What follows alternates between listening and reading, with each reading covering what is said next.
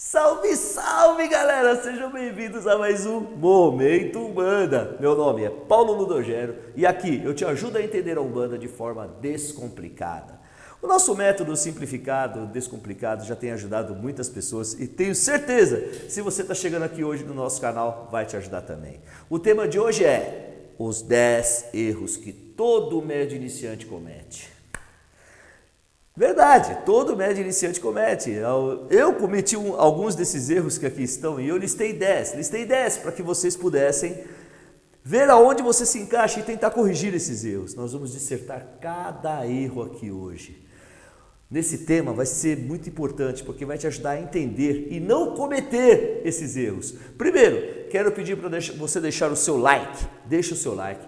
Compartilhe esse vídeo com quantas pessoas você puder. Ative o sininho para você receber todas as notificações dos nossos vídeos. E se você ainda não está inscrito no canal, se inscreva no nosso canal. Nos ajude a expandir a Umbanda, a levar o conhecimento de modo descomplicado, simplificado para todas as pessoas. Vamos lá então. Vamos citar então o primeiro erro. Primeiro erro.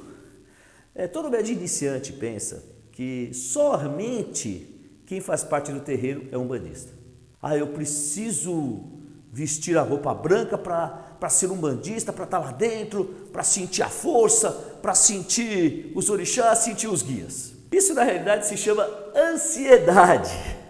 Ele fica completamente ansioso, gente. Ansioso demais. E essa ansiedade muitas vezes atrapalha ele. Porque ele pensa que estando dentro da corrente, ele já vai ter superpoderes. Essa é a realidade. Vai ser o médium X-Men, que ele vai entrar lá no terreiro, vai se concentrar, fechar os olhos, ele vai ser apagado da existência, vai lá para Marte e o guia dele vai tomar conta, vai tomar conta do corpo dele e fazer, sei lá o que ele pensa que vai fazer. Mas pensa, todo médium umbandista no seu início tem essa ansiedade e essa ansiedade dificulta demais o seu desenvolvimento mediúnico. Porque ele pensa exatamente isso, que ele precisa incorporar, ele precisa vestir um branco para ser umbandista. Isso é falta de conhecimento, isso é falta de estudo religioso e entender a religião como ela realmente é. A Umbanda ela é aberta para todos, por isso nós temos os três lados da criação, o lado divino, o lado espiritual e o lado natural. O lado divino é aberto a todos, a todas as pessoas, indiferente se ela veste o branco ou não, indiferente. Então, você não precisa fazer parte de um terreiro, você não precisa vestir o branco para ser umbandista. Seja umbandista com fé, com amor, com coração. E não porque você veste o branco. O vestir o branco é a prática religiosa.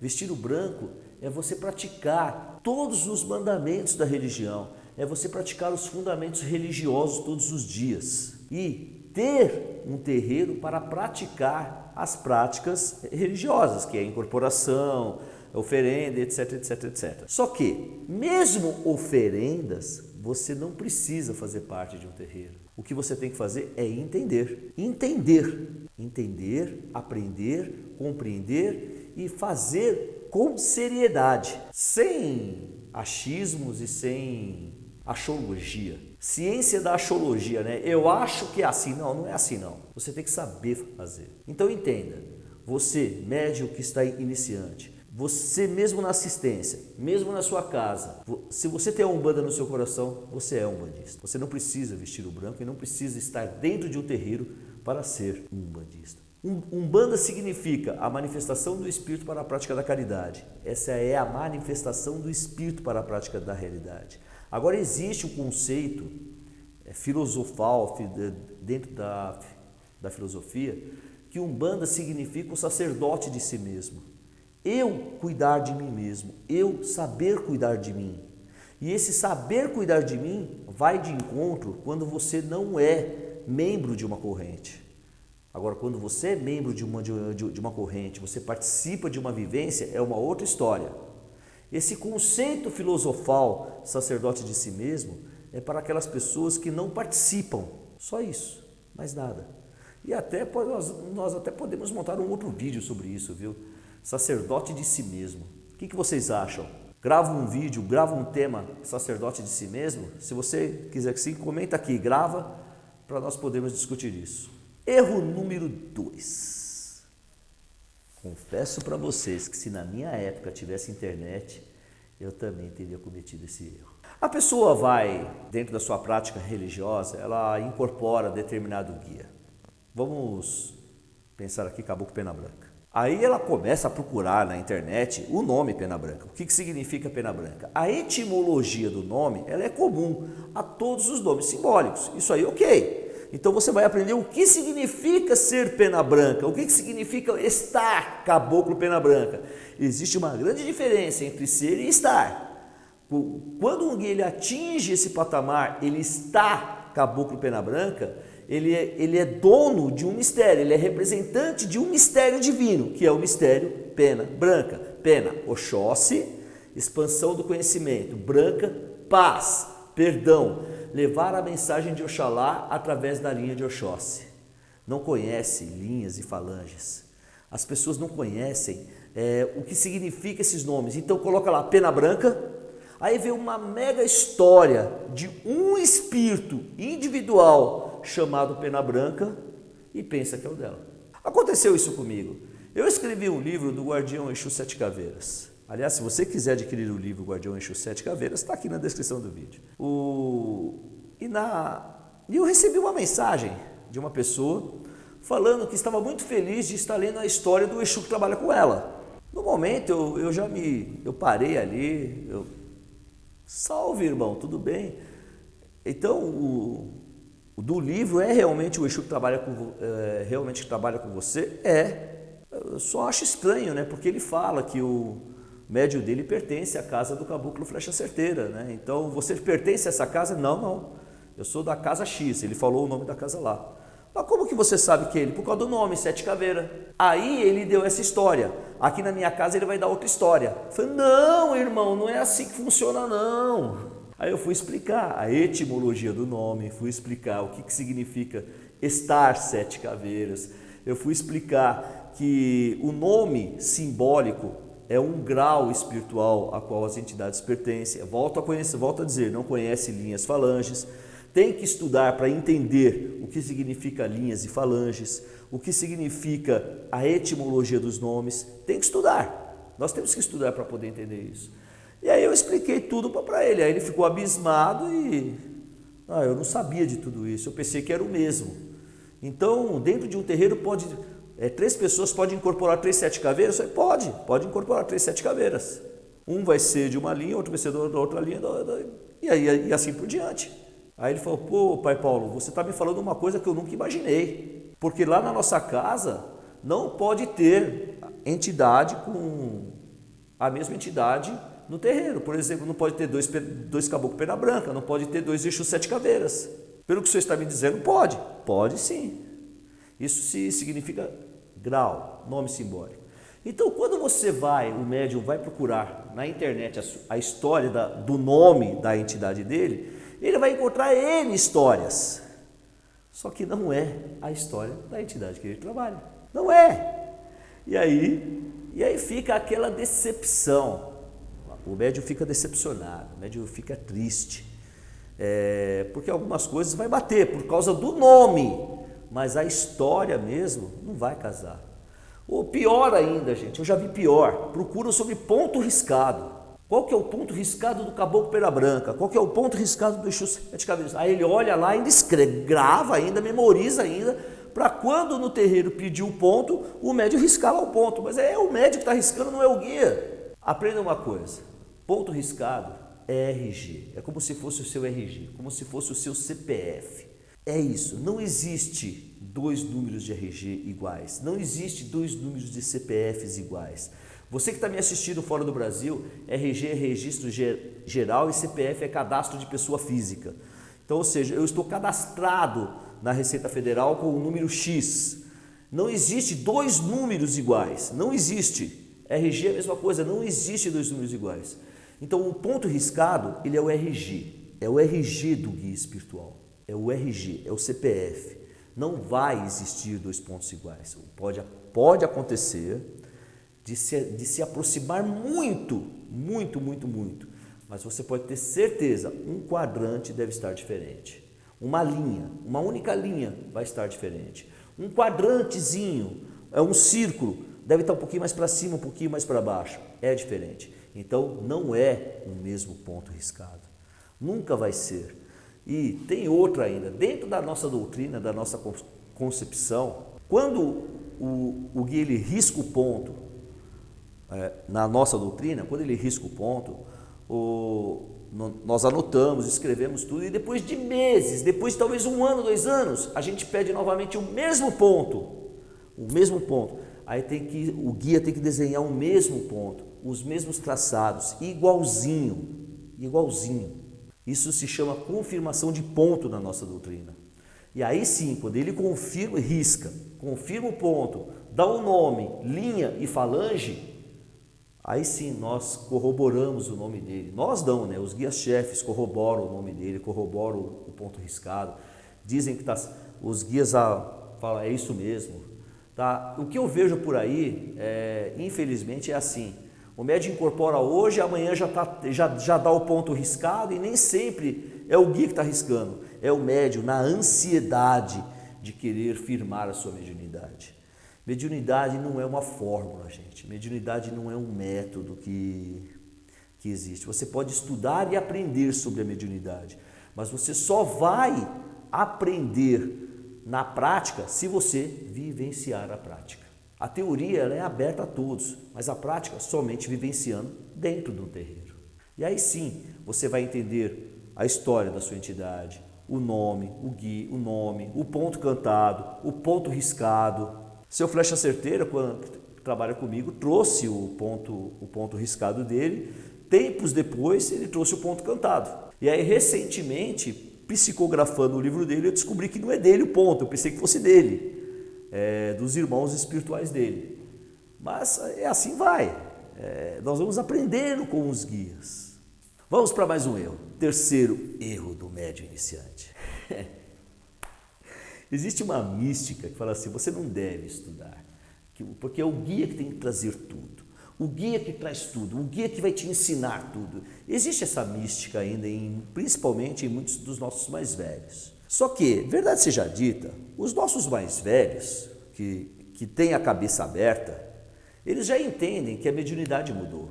Eles já entendem que não é mais o mesmo tipo de mediunidade, mesmos graus de mediunidade que existiam tempos passados e agora. E agora requer o estudo, agora requer realmente as pessoas estudarem para poder praticar a sua religião com seriedade e com propriedade. Então, quando você ouvir isso, você não precisa estudar porque o guia faz tudo, realmente, o guia faz tudo dentro da prática da caridade que ele se apresenta a fazer. Vou repetir, dentro da prática da caridade que ele se apresenta para fazer. Mas o guia não tem que te ensinar, por exemplo, por que ele estala os dedos. O guia não tem que te ensinar, por exemplo, qual que é o sinal de cruzar o chão ao entrar no terreiro. O guia não tem que te ensinar, por exemplo, o que é uma imagem no altar, cruzada, abençoada, fluidificada, de uma imagem que só foi colocada. Ele não tem que te explicar, por exemplo, o que é uma firmeza, o que é um altar. Ele vai mandar você fazer e você, na sua fé cega, você faz. Estudar, gente, não significa você tomar a frente do guia. Pelo contrário, na minha humilde opinião, eu acredito que estudar a Umbanda é você dar liberdade de ação para o guia. Por que liberdade de ação para o guia? Porque você vai tirar os seus dogmas, vai quebrar os seus dogmas, vai quebrar os seus bloqueios naturais que você impedia do guia de trabalhar. Agora você, sabendo e trabalhando, o guia vai fazer com mais propriedade. Liberdade de ação do guia. Então, isso eu ouvi muito no passado isso, você não precisa estudar porque os guias trazem tudo. Eu sempre ouvia isso para os meus alunos que chegavam até mim, pessoas na internet que chegavam até mim. Graças a Deus que Mainha, minha mãe de santo, nunca fez benção Mainha. Pelo contrário, ela fez comigo assim, o que é suficiente, eu sei e é suficiente para mim. No entanto, meu filho, eu sei que para você não é. Se para você não é, vai procurar estudo. Mainha fez isso comigo.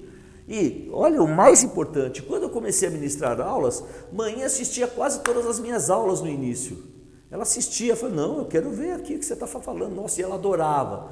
E ela, verdade seja dita, ela tem até orgulho do que eu me tornei.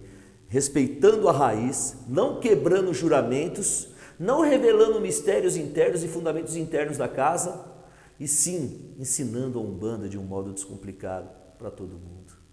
Então estudar a Umbanda, meu irmão, é tudo de bom. Pena que alguns ainda, as pessoas antigas ainda pensam nisso, você não precisa estudar. É uma pena isso, é uma pena mesmo. Quarto erro, vamos lá então. Os médiuns iniciantes, eles acham que tudo é espiritual. Estou andando na rua, tropecei, opa! Ai meu Deus, tinha um espírito aqui. Ai meu Deus, e agora? Tem que ligar para o meu pai de santo, peraí. Alô pai, tropecei aqui, o senhor firma uma vela para mim aí, porque eu tropecei aqui, eu senti um negócio me empurrando. E aí já fica desesperado. Calma, calma. E se eu te falar assim, se é que tinha um espírito que te empurrou ali na hora, foi porque você deixou ele te empurrar. Foi porque você permitiu que ele te empurrasse. Toda ação merece uma reação. Eu não sei o que você fez, o que você deixou de fazer, mas eu tenho certeza, se um espírito ruim chegou a te empurrar ali, é porque você não fez as suas proteções, você não se protegeu e você não tomou conta de si mesmo. Nem tudo é espiritual. Podia ser que tinha uma pedra ali, você pisou em falso. Às vezes as pessoas sonham e tudo para elas é recado do guia. Tudo para elas é uma mensagem a ser desvendada. Tudo para elas não preciso ligar para o meu pai de santo, preciso ligar para minha mãe de santo, preciso resolver, preciso fazer aquilo. Calma, não é assim não, não é assim não. Nem tudo é demanda. Se tudo fosse demanda nessa vida, onde está Deus? Onde estão os seus guias espirituais? Onde está a sua proteção? E eu ainda vou além, galera. Se você ficar pensando que tudo é espiritual, que tudo é demanda, você está pronto, você está aberto para cair na mão do 171 que tem por aí na Umbanda, que só usam na Umbanda para ganhar dinheiro, para te empurrar, goela abaixo trabalhos, ebós, cursos para você poder se defender, etc, etc, etc. Você tem que entender que toda reação tem uma reação. Por isso que existe os 10 mandamentos, e dentro dos 10 mandamentos, ligados à Umbanda, forma a educação mediúnica. Por isso que existem as 5 leis de causa e efeito, que dentro da educação mediúnica nós a usamos para podermos entender e compreender tudo o que acontece conosco. Aonde que eu vejo tudo isso? É estudo, isso é educação mediúnica. É educação mediúnica, gente. Nós podemos fazer um vídeo também sobre as 5 causas, as 5 leis de causa e efeito. Podemos fazer, mas entendam que nem tudo é demanda. E se você acredita que tudo é demanda, você está aberto, você está pronto para ser atacado ou até recepcionado de braços abertos por aqueles 171 que só querem o seu dinheiro. É verdade, se a verdade dói, desculpa, tá te doendo agora, né? Então se liberta disso, cai fora disso. Vamos começar a entender que nem tudo é espiritual, nem tudo é demanda. E se te pegou, foi porque você abriu a porteira. Assuma isso. Pois é. Quinto erro, então, vamos lá. Olha, uma vez eu ouvi de um médium que era um assistente, que ele falou assim, eu gostaria tanto de ser médium. Não, mas você é médium, né?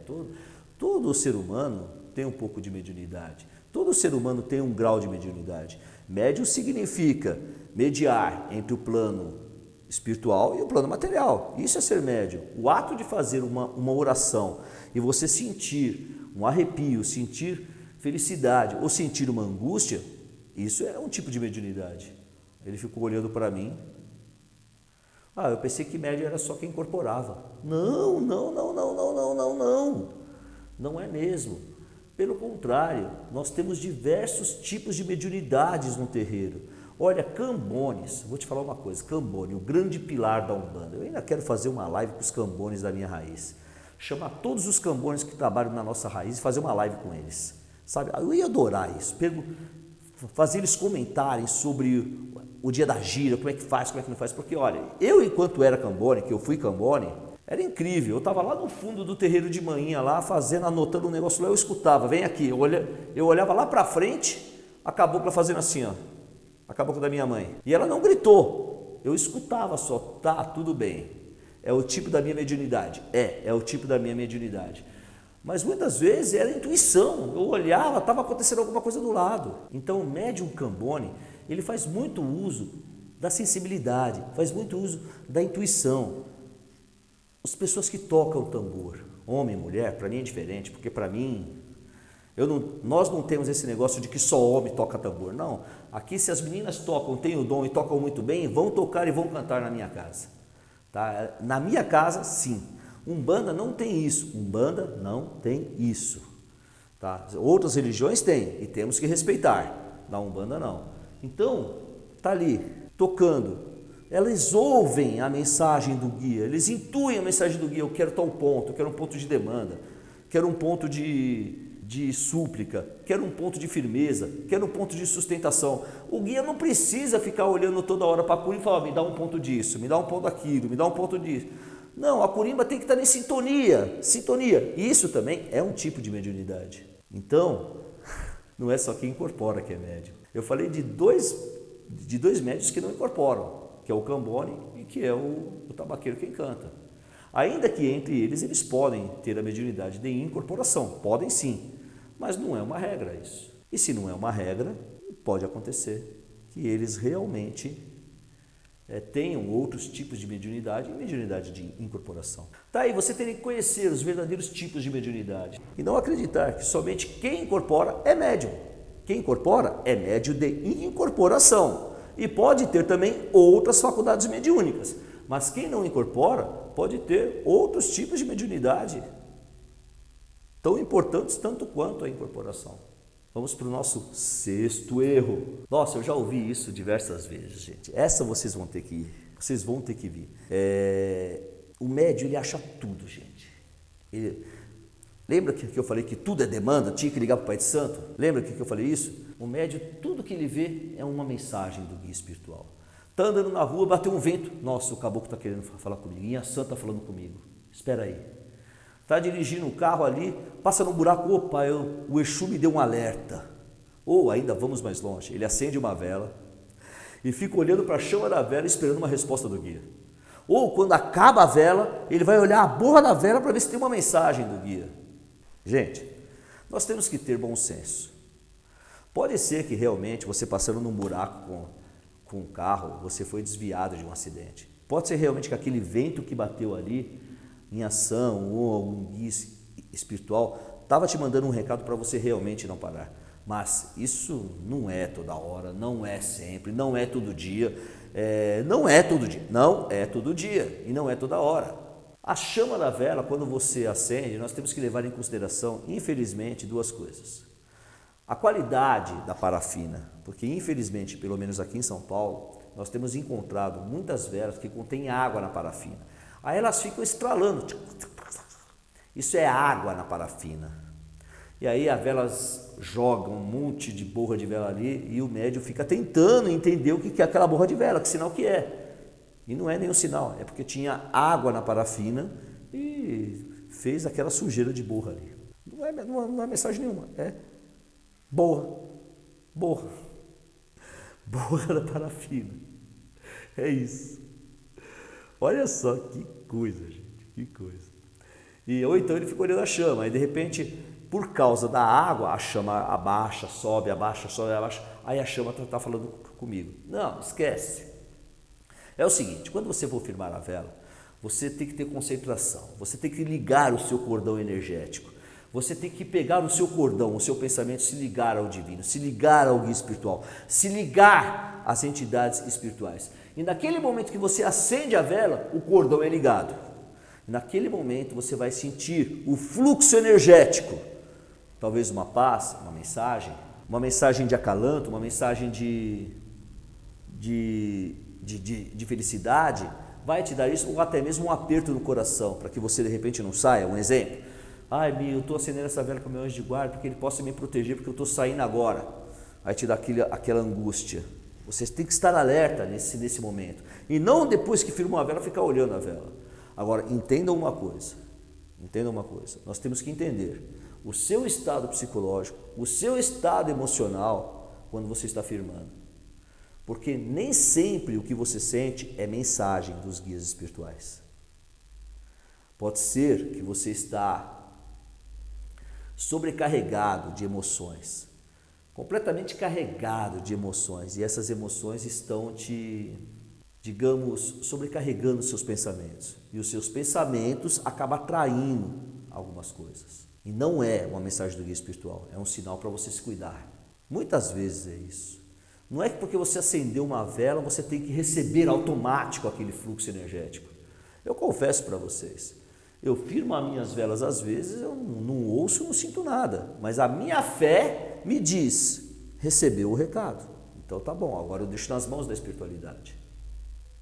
Firmei, pensamento firme, liguei o cordão energético, não escutei, não senti, não falei nada. No entanto, a minha fé tem que entender. Eu fiz corretamente, chegou a mensagem até o guia. E aí eu deixo a vela lá. Uma outra coisa que as pessoas também confundem, né, e se perdem muito, é o local onde elas acenderam a vela. Acender a vela perto de uma janela, onde tem vento. Aí a vela apaga toda hora. Meu Deus do céu, tem uma demanda em cima de mim, porque a vela não fica acesa. E vai lá e acende. Ah, agora acendeu, aí sai. Daqui a pouco tem um fluxo de vento lá, apaga a vela. E pensa que é demanda. Não é. É vento, gente. É o vento que estava ali, não é demanda. E as pessoas pensam que é demanda. Infelizmente acontece muito isso. Infelizmente mesmo. As pessoas têm que começar a separar e ter critério e bom senso.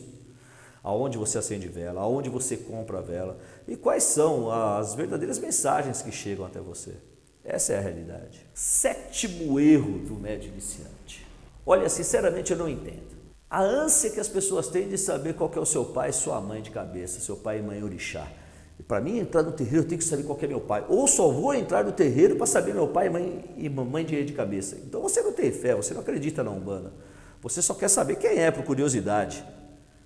Olha, eu confesso para você, é o menos importante. É importante você saber seu pai orixá, mãe orixá, é importante.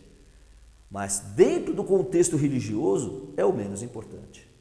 Porque se você entra na Umbanda e você entra para uma religião de Umbanda, na Umbanda nós acreditamos que nós temos que melhorar nosso dia a dia, nós temos que ter a educação mediúnica. E através da educação mediúnica, através do conhecimento que nós temos dos valores dos guias espirituais, dos aspectos positivos e negativos dos orixás, nós vamos entender que eu preciso de todos os orixás.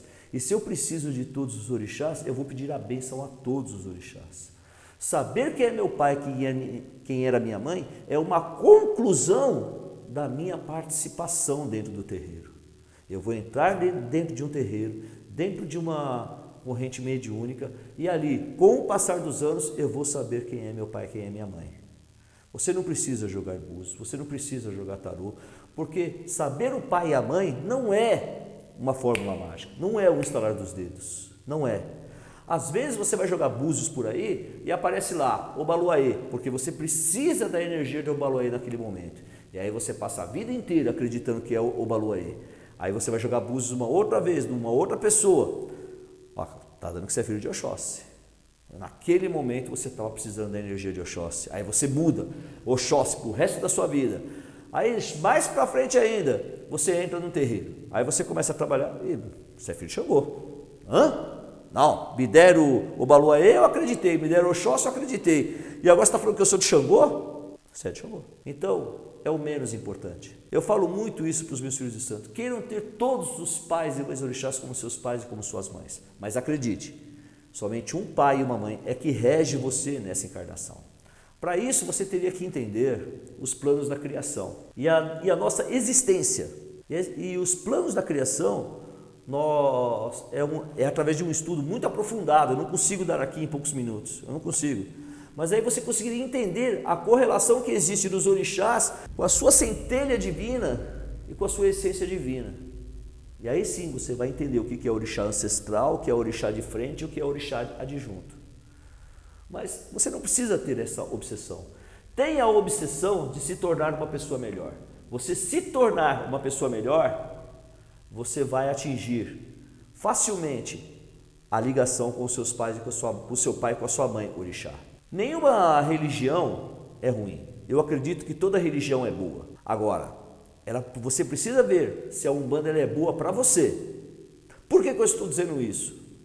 O ser humano, para ser bom, não precisa de religião, mas a partir do momento que ele se intitula um religioso, ele tem a obrigatoriedade de ser uma pessoa boa. E se ele tem essa obrigatoriedade de ser uma pessoa boa, ele tem que expandir o seu conhecimento e entender como que a Umbanda funciona na vida dele. Então entendam, gente, você não precisa saber o seu pai e mãe de cabeça logo, no início, não precisa.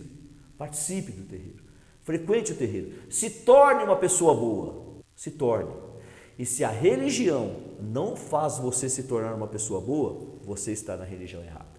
O que eu quero dizer com isso? Não adianta nada você saber seu pai, sua mãe de cabeça, saber o nome dos seus guias, de todos os seus guias, incorporar caboclo, preto velho e tudo, se você não se torna uma pessoa melhor a cada dia que passa. Se você não se torna uma pessoa melhor a cada dia que passa, você está na religião errada. E se você está na religião errada, de nada adianta saber seu pai, sua mãe orixá. Oitavo erro do médium iniciante. Eu já ouvi diversas vezes isso. Eu não posso firmar vela para o caboclo, pai Paulo, eu não posso firmar vela para o preto velho, porque eu ainda não sei o nome deles, eu estou iniciando. É um erro comum isso na realidade. Eu também lá no começo, esse foi um dos erros que eu cometi, eu falava para minha mãe, mãe, como é que eu vou acender vela para o caboclo, dar uma oferenda para o caboclo, se eu não sei o nome dele ainda? E ela sorri e dizia, meu filho, você chega ali, acende sua vela, dá sua oferenda ao caboclo que trabalha comigo. E quando ele ouve essa ligação mental que você faz ao caboclo que trabalha comigo, ele responde, o responder significa receber a oferenda, receber a vela, enviar o fluxo energético, absorver as essências necessárias e transmitir quando você precisa. Então você não precisa saber o nome do seu caboclo, do seu preto velho, do seu herê, do seu exu, da sua pombageira, do seu cigano, do seu boiadeiro, não precisa saber.